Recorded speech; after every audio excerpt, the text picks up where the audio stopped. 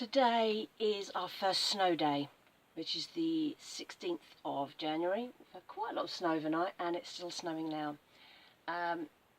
11 degrees in the flat today. I am properly dressed underneath this, but this is a great overlayer for just throwing over whatever you're wearing, and it makes such a huge difference. Despite the cold, I have an urge to make a summer dress. I completed a couple of commissions at the end of last year, making a top for a friend of mine, and I made her several of these. She gave me an old top about 4 years ago and said, I love this top, it was full of holes, like she'd really worn it in. Can you make it in other colours? I found a similar fabric, which was a nice light cotton jersey type fabric, really nice and soft, my ideal kind of fabric. And I drafted a pattern based on the original top, and I just keep that in stock, and every couple of years she asks me to make her a couple more because she wears them to death. So today I'm going to try and find the pattern, because it's a really nice easy wear top, and I think it will be really easy to draft into a dress pattern, a simple long tunic t-shirt dress. It's really nice and simple because although it has sleeves which come down to about there, but they're grafted into the pattern, so you don't need to faff around with extra patterns, which is great when you're a small business like mine, because what I might do is start making these to go into my Etsy shop and my Shopify store. So I'm just going to find what I've done with the pattern and have a look at how I can redraft that. So just give me a moment. So here's the pattern. That's the original top, which I've always kept as a kind of reminder. And this is the top. It's a really simple, it's 2 pieces. So this is half the back. And you can see it's got a bit of a slant on the waist, so it kind of bows like that. And then here's the front, and there's a cutout here because it has a little pocket, and it also has a V-necked front. What I think I'm going to do is remove some of this V-neck and just scoop that so that it's more like the back, but a bit lower, and we're not going to bother with the pocket. But all I would need to do with this then is just make it longer, and it doesn't need to be that much longer either. I want to make it so it's like a just below the knee. I'm going to make this for me as a prototype, and then we'll see how it looks. Nice simple design to start with. I do all sorts of other dresses in simple designs. I have a nice asymmetric dress which I absolutely love, and I've made that in very long for evening. It looks absolutely gorgeous, and also in shorter for summer so that it drops just below the knee on one side. And I make them so that they're designed to be multi-fit. I don't make waistlines on my dresses, but they come with belts, and because I do them in really nice, soft, easy wear, stretchy viscose, elastin type fabrics, they drape really well, and when you pop a belt round them, it'll find your natural waistline and it'll look fine, it'll fit, or you can wear them without, depends on how you feel. So I bought this fabric a couple of years ago. I go to a store in town which does what they call a kilo sale, and all the offcuts from all their fabrics go into these almost like bins, and you can pick out what you want, and they'll sell it to you by the weight. So I will go there once every couple of years. It depends on how much I'm making, really. I haven't been there for a couple of years, and I just go through it, pick out all the fabrics I like, get them all weighed up and bring them all home, and they'll very often last me a year because you get quite a lot of fabric. I can easily spend about £80, but have enough fabric to last me over a year. And if I'm making dresses that are say £30–40 or more each, I make my money back easily.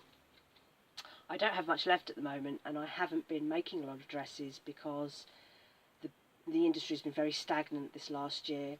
People have got better things to spend their money on.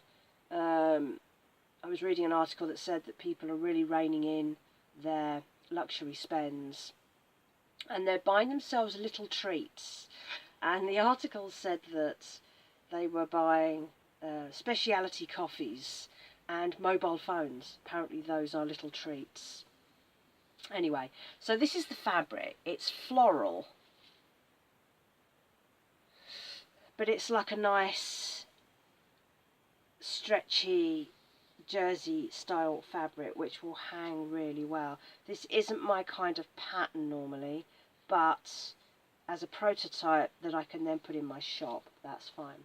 Now while I'm messing around with this, and I'm going to redraft this first, someone asked about my history on Etsy, what my experiences were on Etsy.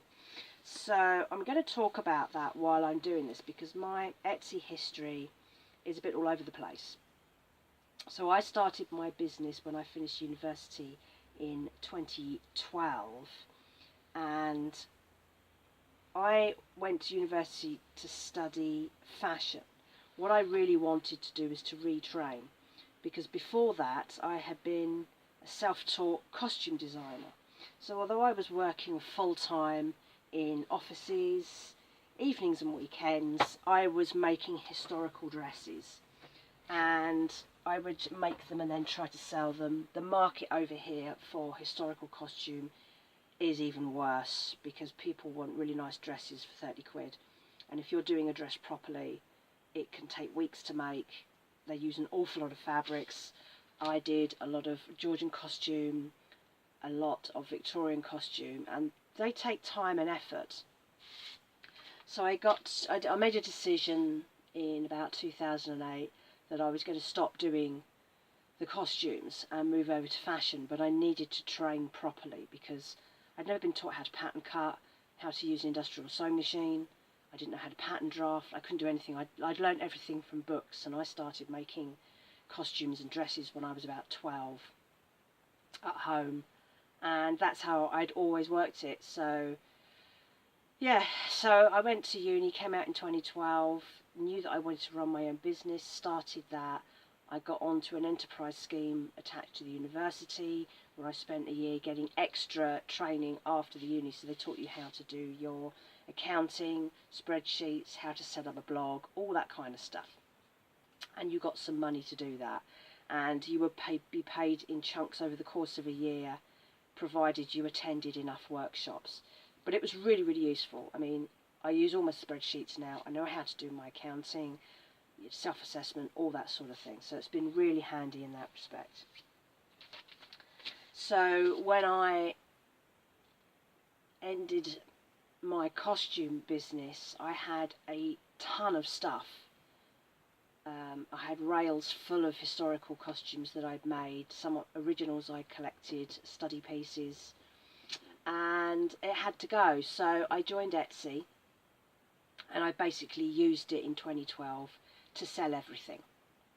And most of it went to Australia, funnily enough, because abroad they're really into their dress up historical reenactment, whereas over here it tends to be people who are so you get people who do soldiers, knights, jousting, that sort of thing.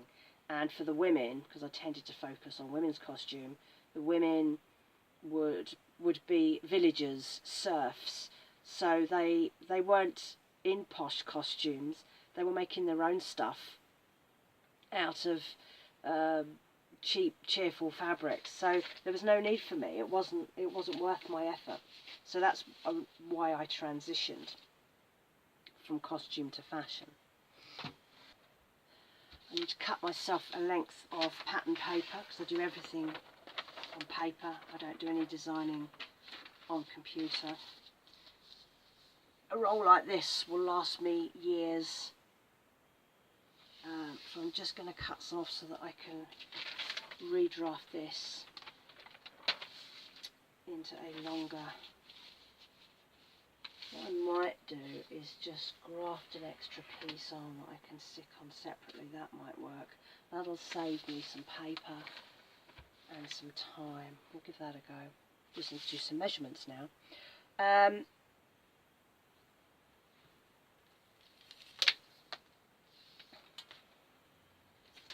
So yeah, so when I had completed all of the sales, I got rid of everything that I needed to get rid of. Then my Etsy store kind of sat there not doing anything. When I started my business, I wasn't really making stuff. I was mostly being a stylist. And whilst I was selling all the costumes, we were using them in photo shoots. So while I was at uni, I had latched on to the photography department. And there was always one student who was an aspiring fashion photographer. And I would latch on to them. And where in the town where I was studying, there were always aspiring models. So there were always people looking to build portfolios. So it was easy to collaborate with people. And we would do studio shoots, some really nice stuff. And also go out and shoot in the area. Lots of great places to shoot in the area at the time as well. So I spent most of my years after university styling photo shoots. And then in 2015, that's when I moved up to the northwest. And I got myself a studio, so I had more space. And I wasn't doing the costume by then. I was well into making fashion dresses, more up-to-date, more contemporary stuff. So I moved up. About a year later, I bought a semi-industrial sewing machine, which is the one that I use now, from a sewing cooperative. Really, really cheap. It's been an absolutely fabulous machine. Still have it now. And I was a little factory unit. And although I was making dresses, I was generally making them for photo shoots. And then I would put the odd one on Etsy. There wasn't much going on.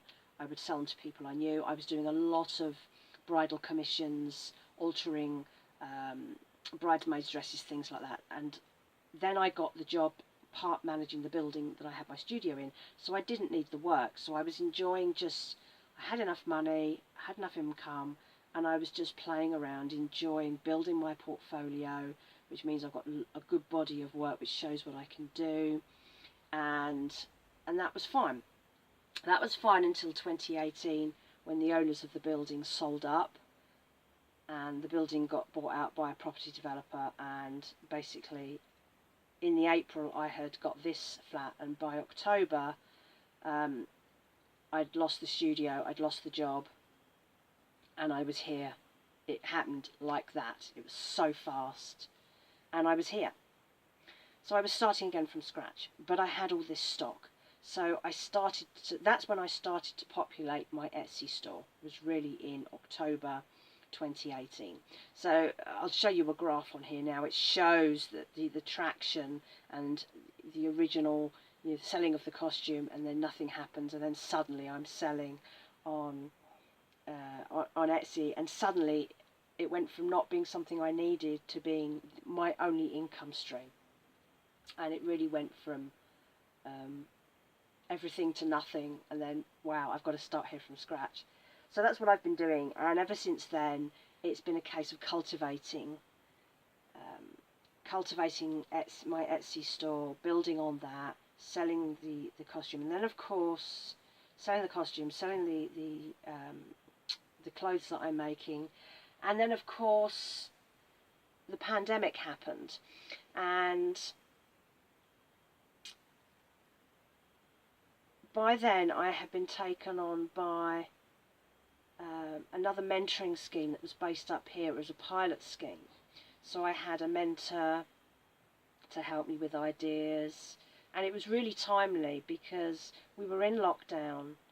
I was a bit lost about how I was going to sell clothes in lockdown. Everything was cancelled. No one was doing anything.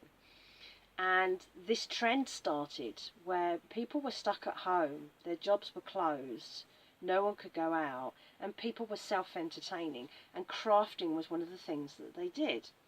And as well as making stuff, I had a huge stash of fabrics and zips and buttons and all sorts of other crafting materials, a lot of which had been donated to me by other people who were having clear outs or closed down their own businesses, and a lot of it wasn't stuff I used. I don't tend to use zips and things like that, but I had boxes and boxes of them. So I started listing everything on Etsy during the lockdowns and had my best year ever for sales.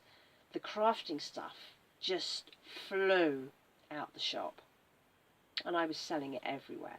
So that became a really important diversion in my business, and it's something that I still do. I still have lots of craft items in my Etsy store. And one of the other things I started to do was I always kept all the scraps, the leftover scraps from my dresses. I'd never just throw stuff away because I don't want things to go into landfill. And I started to get all the scraps, so sometimes they were quite long pieces, and I was cutting them into strips and braiding them into coasters and placemats, display mats for tables and things. And that's become another really important part of my business, so I still do that. So every time I make a dress and I've got the fabric left over, I will turn it into a coaster and list it. So whatever's left after I finish this will be braided up and turned into coasters and display mats and all sorts of things. So that was a really good thing that happened as well. Now, I've continued on Etsy, but it's not an easy place to sell. For a start, it's e-commerce. So you are not in control. One of the problems with being on Etsy is that you are a third party, and Etsy is the boss. And if Etsy decide that they are going to change something, they're going to change the algorithm. If they decide that what you sell isn't the sort of thing they want to sell, they can shut you down. It's very vulnerable, and lots of people have had gripes with Etsy for years about it as a platform. So if you just want a little bit of pocket money and you're a crafter or you sell supplies, then great, it may well work for you. But it has definitely had some problems, and one of the problems is that Etsy is a business. It's in the business of making money. It makes money from each listing that you put on. It makes money when you sell something. So they have been opening up their categories to more and more people, and unfortunately they don't police it very well. So what we've ended up with is a site that is plagued with fake goods, drop shippers, and lots of very non-handmade stuff.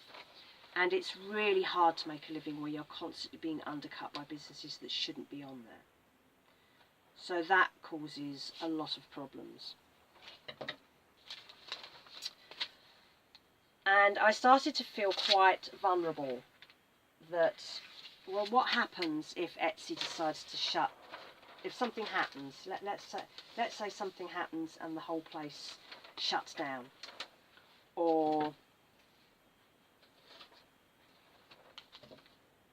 they decide that I violated the rules and they shut my shop down, or anything like that, really. And I have been thinking for a while about setting up my own website.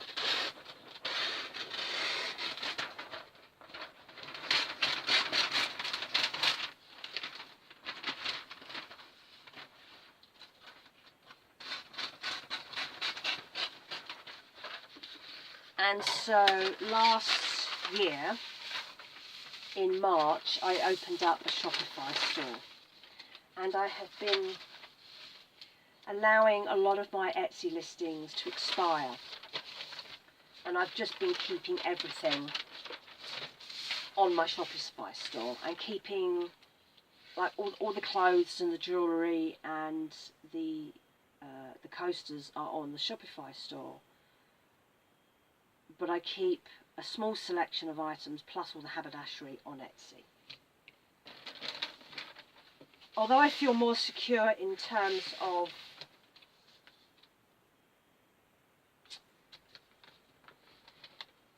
if something happens to Etsy, it's not all lost because I have somewhere else to sell. I probably picked a really bad time to start a website because we are now in a cost of living crisis, and the downturn in sales has been marked, and you can see it here in my Etsy charts, but it's everywhere.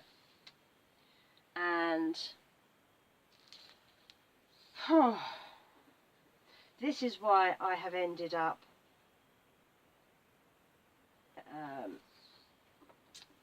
doing more side hustles. It's not why I started the YouTube channels, because I never ever thought I was going to be making an income at it, even though I now am, although that's very recent. But I've had to diversify because times are tough. Times are very tough.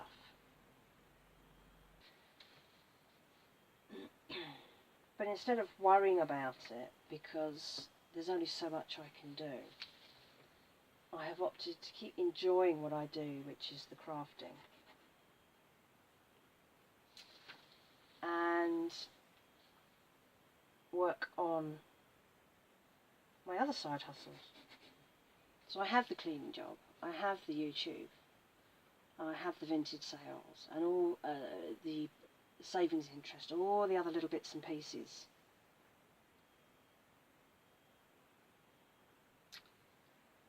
And that will get me through. And the good thing about the way I run my business is that because I'm working from home, it doesn't cost me anything. I've got no rent, no business rates. It's very cheap to run. So it's always in profit. I always make enough for it to pay its bills. But it's kind of been downgraded from a part-time business to now a hobby, because I'm coasting at the moment. That's fine. You know, I don't mind that. I don't have a problem, because it's all about just making enough money to survive. And it doesn't stop me still enjoying making stuff like I am today. This is still my craft. And I like that I can do a bit of this, go and do a bit of YouTube. I will go out and do the cleaning work, so that'll get me out of the house several times a week. And I enjoy that hustling lifestyle. That works. For some reason, I get a buzz from it. I enjoy it. Etsy, certainly I didn't join Etsy until way after its heyday. And it is a problematic site. If you're planning on being an Etsy seller,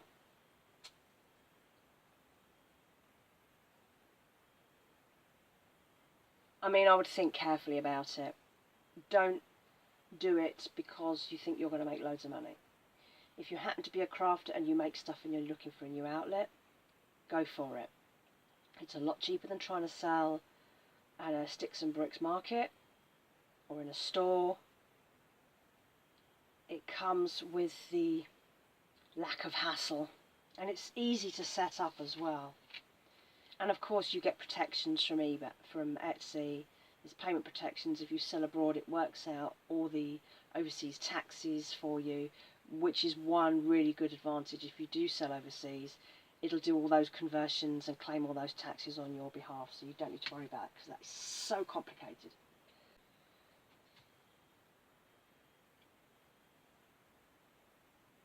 yeah, so that's really my Etsy journey. It's been very hit and miss.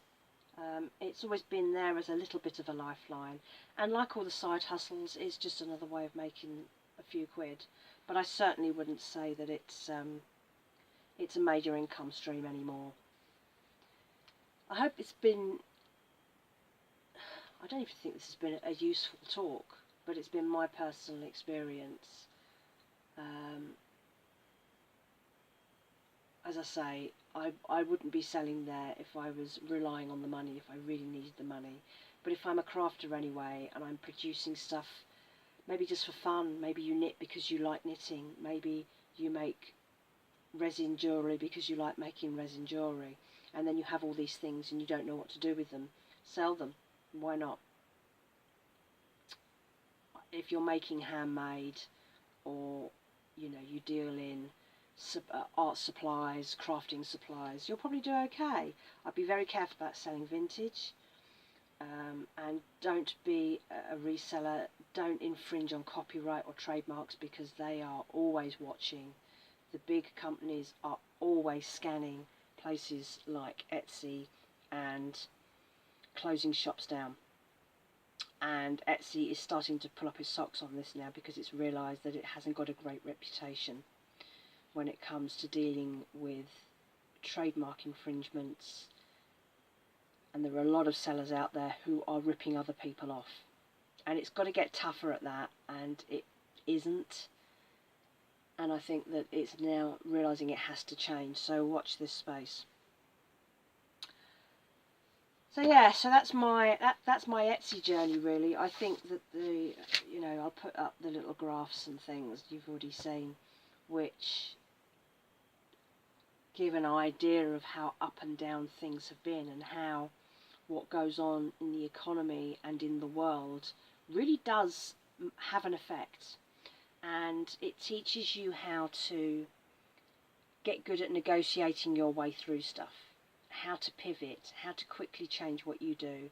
I'm lucky because I run a very small business from home. I can change the way I do things very quickly. I don't have staff to worry about. I don't have a business premises to worry about. During the lockdowns, I kept on working. In fact, I was busier than I'd ever been. So the lockdowns for me felt like a good thing.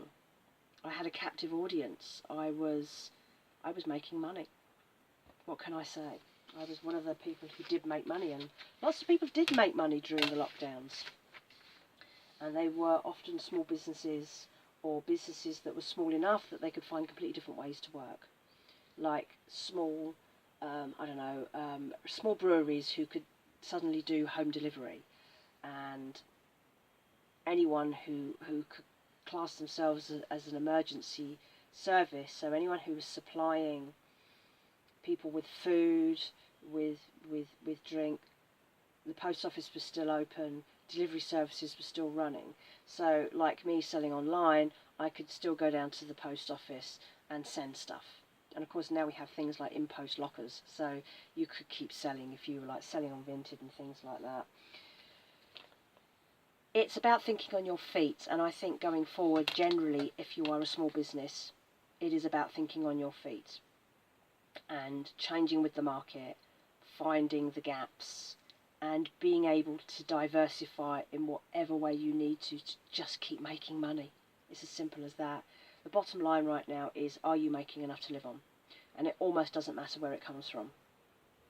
I had a better year last year. This year looks like it'll be an even better year. And that's just because I think on my feet, and I like to hustle. I like the side hustles. I like to do things a bit differently, and that is keeping me in enough money. I mean, I don't need much money to live on. I like my frugal life, and that's all I need to fund at the moment. So yeah, that's the lot. That's my waffle over with.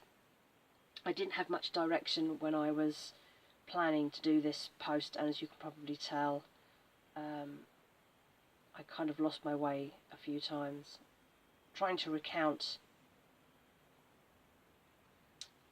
12 years into one post is quite tricky actually. But anyway, I hope this has been of some interest. Do post comments and questions if you have any. I'm always willing to answer interesting questions. And I'm going to carry on drafting this pattern, and we will see how we get on with that. Yeah, that's it. What more can I say? Catch you later.